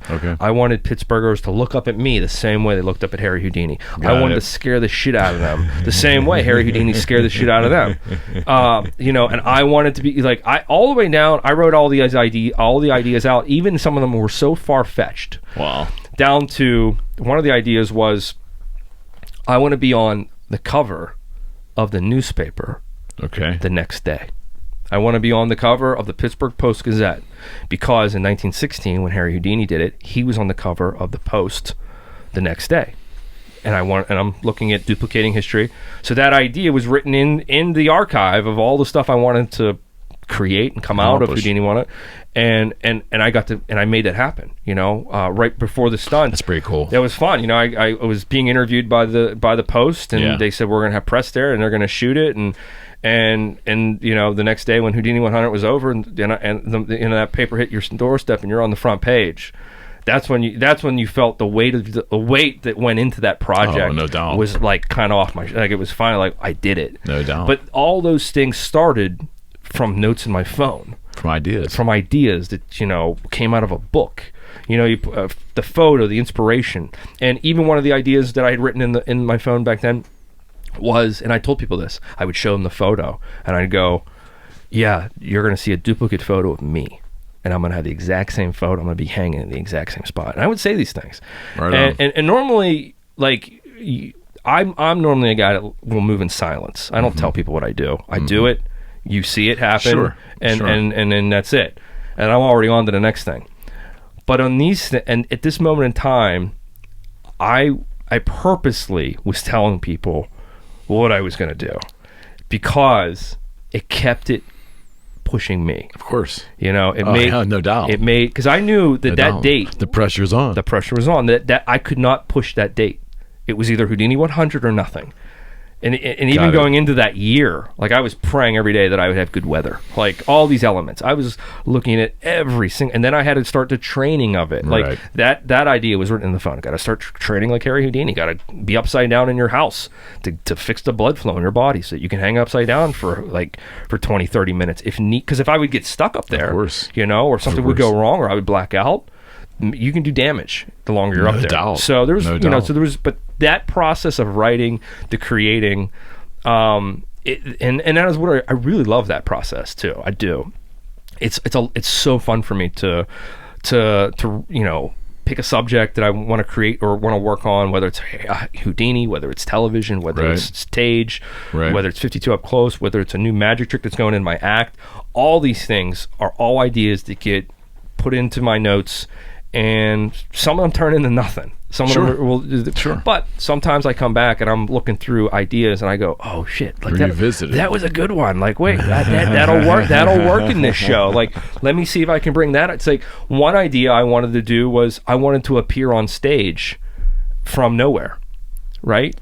And like I wanted to just appear, and so when I did 52 up close, and I was like 2013, I came up with this trick where a briefcase would be sitting on a desk, in an audience, and I would be backstage with a live feed camera, and I'd say, "Hey, what's up, everybody? I'm back in my," and you would be watching on a screen, and only in front of you is a desk that you can see under and through and all this shit, and there's just a briefcase. And I would be back live feed. Hey, you know, I'll be back out. I'm live. It says live in the corner, and I'm going, all right, 3, 2, 1, and I put the camera down, and the music starts. The lights come up, and the briefcase that's on the table flips open, and I come out of it.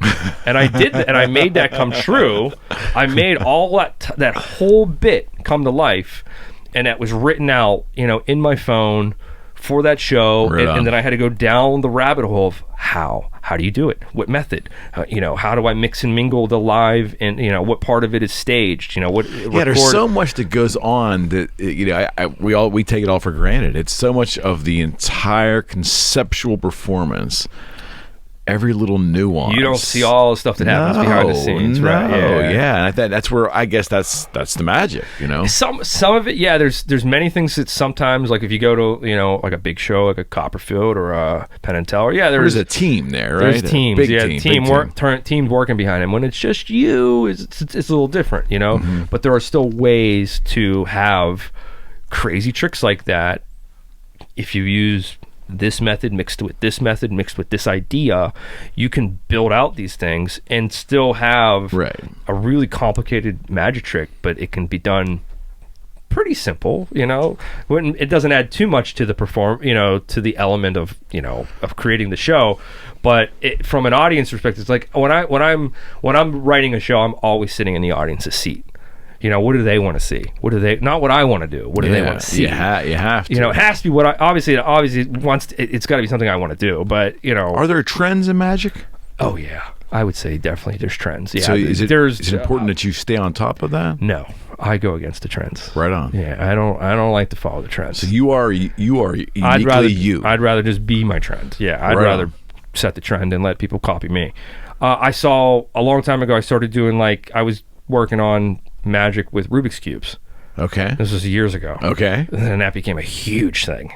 There's so much Rubik's No Cube. shit. Really? A lot of Rubik's Cube magic. Okay. So too much. I mean, the whole thing was, operating a Rubik's Cube in general seems a magic, right? Well, and the reason why I was influenced by it was because there was this really great magician that I knew of named Daryl. And Daryl did this one trick in his audience that was, or in his show, that was so good, but it was so quick, and like when I saw it live, I was blown away by it. And he takes a shake. He takes a Rubik's Cube that's mixed up, and he just goes like this. He shakes it, throws it in the air, and when it lands, it's solved. And I went, huh? Like, I don't know how that's done. Like, teach me, Daryl. Like, and then when I learned it, and I learned Daryl's, how he mastered that trick, and then I learned it from Daryl's writing. Like, Daryl's put it in a book, and he put that book out there for anybody that was willing to pay the price to buy it, and you could learn Daryl's Rubik's Cube trick. Well, I learned that trick, and I did that trick quite a few times, and then within a year or two, I saw every magician on the planet doing Rubik's Cube magic. Got it. And I was like, okay, not going to do Rubik's Cube magic, because everybody, you're going to, like, there's no way around cards, because cards are just, they're intrinsic. They're intrinsic. They're cemented into the art form. But there are unique ways. There are card tricks that have, that people do to death, and you might see 10 magicians all did the same trick. I'm not going to do that trick. I'm going to do this different stuff, or I'm going to find different stuff. Right. There are so many wormholes that you can go down and find so many crazy creative ideas, and those are in those books. Some of them are online now, like you can find them on the YouTube, but the gems, the real gems, they're in the books. Well, too, invention is the key to this, right? I mean, constantly staying original, unique, and coming up with new material. Yeah, so just like a comedian or a musician. Mm-hmm. All right, it is the creative grind that artists go through. The pressure. If like an artist is in trying to make an album, they're banging their heads against a wall because they don't want to use this riff because they used it on an album before. Yeah. It sounds too much like that song. So that process happens in my world too. I'll be working on an element of my show, but one of the elements, it might be something I've already wanted. It could be a trend that's been done to death, and I don't want to use it, or maybe it's something that's kind of maybe it's old. Maybe I can update it. There's definitely a mixed bag when you're creating and writing these different elements to these tricks. So, and that's the fun part about it. I always tell magicians, like, the being a magician and creating magic is like, there's nothing more rewarding. There really isn't. Like, creating a magic trick and then bringing it to an audience and then wowing them with it. Like, it's like writing a hit and having people sing along. I think so. But what's cool about what you're doing is that you have, like, in their minds, you have the secret. You made something happen that boggles their sensibilities. Their sensibility, that they have no answer for, and Google's not going to tell. And you're holding all the goodies, and you're like, say, have a great night, and you're walking away with the goodies. Right. Yeah. And I'm not going to deliver it, and I'm not giving you those goodies. Yeah. That's what makes it so cool. I think that is that, and I still think the public I believe overall the public has a healthy respect for the magic. And you know who had a lot of respect for magic? Gene Simmons. Yeah, he did. He was. I've heard so many things. Like, when I worked with Gene, I had heard, like, he's hard to work with, and he can be this. You don't say. I didn't see that one coming. He was really great with me. I saw, I understood that that this was like it's Kiss, it's the biggest guy, one of the biggest rock stars in the world, but he was really cool. Well, give me context. Like, how did you work them? What was the event? I got a really great opportunity quite a few years ago. I was invited out to an event by Robbie Krieger of the Doors. Yeah, right on. So Robbie has an event that was a fundraiser for St. Jude Hospital, and it was a golf event. It was a part golf, part concert. Okay. Gene don't golf. Gene don't golf. No, I know that. Yeah, Gene don't golf.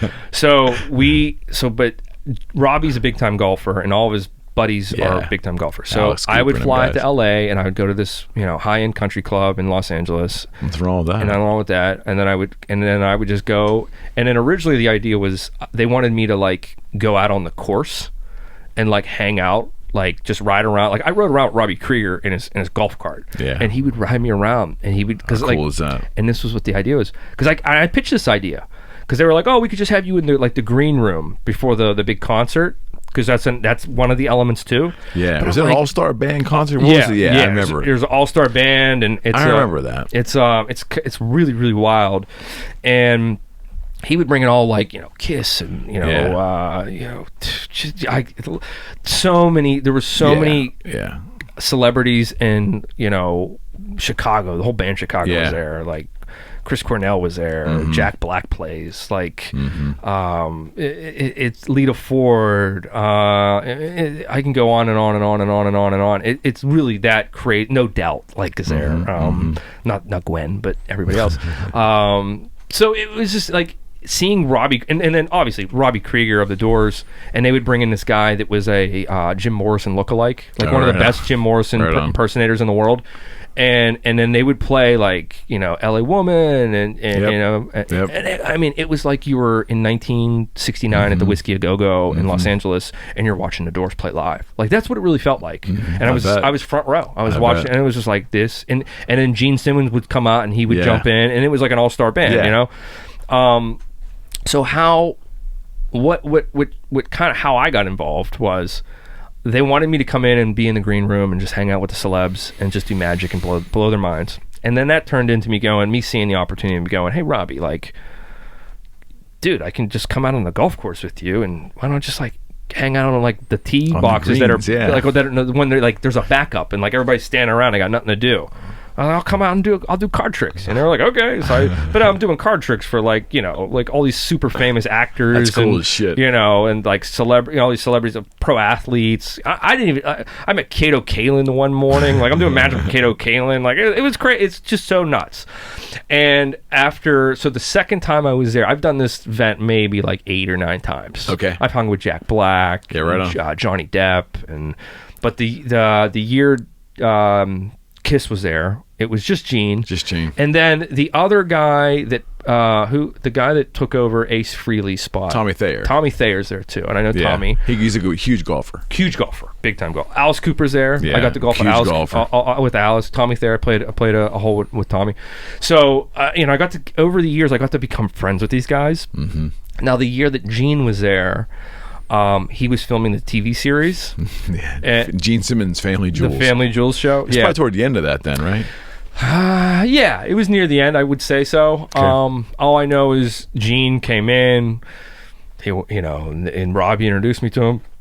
Robbie said, you got to see his magic tricks. This dude's incredible. And so Gene's seen everything, but Gene's like, whatever, man. So what do you got? What do you got, young man? But he was cool. Respectful, he was cool. Like, what do you got? And I did a couple card tricks for him and his wife and his kids, Shannon and Nick and Sophie. And then I got to know their niece as well. And I he was great. His reactions were he was blown away. I put his cell phone in a balloon. He thought that was the coolest thing ever. Like, cause I do a condom joke with it, and then I literally keep it in the balloon and I hand it back to him. And he was like walking around like, oh, my iPhone's in a condom, and and he was having a good time with it. And at this point, I blew him away and his family, and we were just over in like we were kind of like by ourselves. Right. And he goes, hey, have they seen you over there? And I thought this was like, okay, I get it. You've seen enough. Maybe this is the telling me to buzz off moment. And I went, no, I was going to go over there. He goes, oh no, I know that guy. He goes, hold on. And he goes over and he shakes the guy's hand because he's, they're old friends. He goes, you seen this guy? And he goes, Lee, come over here. He goes, I want to introduce you to this. And I'm going, oh, hey, good. He goes, Lee, do the trick you just did. Do the balloon trick with the phone. And I'm going, well, Gene, you already saw it. He goes, well, you're not doing it for me. You're doing it for this guy. And I go, all right. And so I'm going, well, give me your phone. And I put that guy's phone in balloon. But all while I'm doing this, I'm thinking, Gene Simmons is my opening act right now. like he's opening the door for me for these people. That's cool, really cool. Shit. And then this is where it got really interesting. So this was we've gone through all this. I've done some magic for a lot of other people. And then Gene goes to me. He pulls me aside. He goes, Lee, we got the cameras out there. He goes, can we get you on the show? I go, yeah, we can do that. He goes, all right. He goes, well, you're going to have to sign the crap and did it. And I was like, yeah, no problem. And then he goes, just do all the same stuff you did for me and me and Shannon and Nick and Sophie, and we're going to react. And he goes, and we'll just do the exact same tricks you did for us. And I went, Gene, I was like, dude, I could do other stuff. Oh, no. I want you to do. He goes, I want you to do the cell phone, the balloon thing, and then I want you to do that trick, the card trick you did. And he goes, and he goes, we'll be good. I go, Gene, I was like, you've already seen it. He goes, Lee, It's called fucking acting. I was like, got it. Okay, roll, action. So I'm thinking like I've already kind of blown it. Like you're not going to get the same reaction. Like a real reaction is really what you want. Like his real reaction, of course. But when it was the acting time, he turned it on. Did the same thing, and he sold it, and they used 3 seconds of it, so. Still very cool. So it was a great experience, and it was really fun to get to know him and his family. And Shannon, and Nick is so tall. Oh, he's like 6'6" or something. Crazy thing now. He's so tall. But that gig, and I got to do that for quite some time. And the main guy that put that together, it was Robbie Krieger, but it was this other artist by the name of Scotty Medlock, and I knew Scotty as well, really well. Scotty was a really, really, really talented painter. Oh, right. He is the guy that when you were watching a golf event and there was somebody doing a live painting, that was him. And, right on. His stuff is world renowned. It's abstract, right? No. Well, some of it is. Yes. Okay. I mean, it's not it's like watercolor, but it's oils. Yeah. It was oils. So it's not. It doesn't look like a perfect photo, but it's very like kind of abstract. You look like, but if you would look like paintings, if you would look up like paintings of Tiger Woods. Right on. There's like a famous painting of Tiger Woods. He's the guy that did it. Oh, right on. Or the one where he's like, the 18, when he making the fist pump and on the green where he scored, he just knocked one in. So that there's all these like iconic paintings that Scotty Medlock had done, and it was Scotty and Robbie's event that they did for St. Jude's Hospital, and that was how I got involved with them. But unfortunately, Scotty during the pandemic had passed away. Oh, so really? Did not know that. Yeah, he unfortunately had cancer, and wow. He battled cancer for a long time, and he passed away maybe 3 or 4 months ago. Actually, wow. Yeah. So the that event, I think it will return. Mm-hmm. With obviously with still Scotty, as a memory as a memory for Scotty, sure. and I think Robbie will keep it going, and who knows? Maybe I'll be back this year, and maybe I'll be hanging with Kiss again. That's very cool. I don't know. That's very cool as shit. Yeah, but if Gene comes through, but who knows? But it's a weird world, It is a weird world. Hopefully, we're getting back finally. And I do think we're finally there. I think we're finally getting back to because I just headlined a show a week ago. Mm-hmm. I was at the Lamp Theater in Irwin. Incredible theater, really great theater. And you played the Oak yet? I played the Oak before. I played the Oaks. Yep. Mm-hmm. Done them all pretty much. What's the one on the rocks? The new that's the. I have not played that one. That's brand new though. Yeah. What is the name? It's called. Can't remember. The Roxy. Is it Roxy? Is it Rock something? Roxy or Old Brain? I'm blanking on it too. Everybody's raving about it though. Yes, I have heard good things about it too. And a friend of mine Jimmy just performed there as well. Kren was there recently. So I don't know. I think that's more of a music venue. It is. So I don't know if I'll ever grace that stage, but I'd like to at some point maybe. Who knows? It's a big room though, right? It's pretty big. Yep. It used to be the old Emerald Room. It used to be a bar back in the 80s. Yeah, okay. Yeah.